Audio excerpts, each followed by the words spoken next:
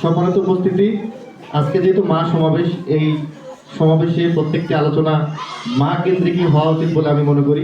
বিশেষ করে একটি সুশিক্ষিত সন্তান তৈরিতে মায়েদের অবদান অপরিসীম। আমরা যদি একটা ক্রিকেট ম্যাচের কথা চিন্তা করি, একজন কোচ থাকে, ব্যাটিং কোচ, ফিল্ডিং কোচ, তারা কিন্তু ওই ইন্টারন্যাশনাল প্লেয়ারটাকে কিন্তু কখনোই খেলা শেখায় না কীভাবে খেলতে হয়।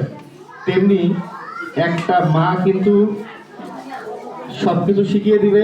আর ওই কোচের ভূমিকায় থাকবে হচ্ছে আমাদের স্কুলের শিক্ষকবৃন্দ, যারা শুধু তাদের ভুল ত্রুটিগুলো শুধরাই দিবে।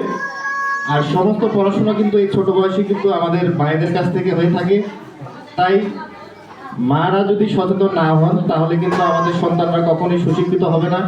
সর্বোপরি আমি বলবো যে আপনারা আপনাদের সন্তানকে যথেষ্ট সময় দিবেন, এবং সর্বোপরি আপনাদের সন্তানদেরকে কতটুকু সময় আপনারা দিলেন তা কিন্তু বোঝা যায় একটি সন্তান কিভাবে কথা বলতেছে।